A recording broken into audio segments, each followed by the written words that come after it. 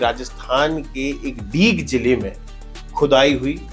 खुदाई में लगभग 5 कालखंडों के 800 से ज्यादा ऐसे प्रमाण मिले कि यहाँ पर एक नदी जैसी कोई चीज थी। लोगों ने कहना शुरू कर दिया कि सरस्वती नदी यहाँ से निकलती थी। तो असल में सरस्वती नदी का अस्तित्व है कि नहीं, कि कपोल कल्पनाएं है। हमारा जो प्राचीनतम ग्रंथ है ऋग्वेद, और वो केवल हमारा ही नहीं है, संपूर्ण मानव जाति जो इस धरती पर रह रही है उसका प्राचीनतम ग्रंथ है। तो क्या है कि दुर्भाग्य इस देश का ये है कि हमारे पिता कौन है और हमारे दादा कौन है, उनका डीएनए एनालिसिस करके हमको प्रूफ करना पड़ता है कि यही हमारे पिता और हमारे दादा है। यही कारण है कि सरस्वती नदी जो हमारे पूर्वजों ने ऋग्वेद में लिख दी, उसके बाद भी इस देश का दुर्भाग्य है कि प्रूफ करने की आवश्यकता है, एविडेंस देने की आवश्यकता है। आज से जब कुछ वर्ष पूर्व जब इस राष्ट्र में चेतना का जागरण हुआ, जो सो चुकी थी, तब ये जो सरस्वती नदी है इसकी खोज प्रारंभ हुई। और सौभाग्य से, चूंकि हम सत्य की राह पे चले थे, सौभाग्य से चाहे वो इसरो हो, चाहे वो नासा हो या फिर जीएसआई हो, 1995 में जब विधिवत इस पे रिसर्च प्रारंभ किया गया और सन 2014 में एक 100 से अधिक पेज का एक पुलिंदा जिसको हम बोलते हैं वो प्रकाशित हुआ, तो उस रिपोर्ट में स्पष्ट किया गया कि हाँ,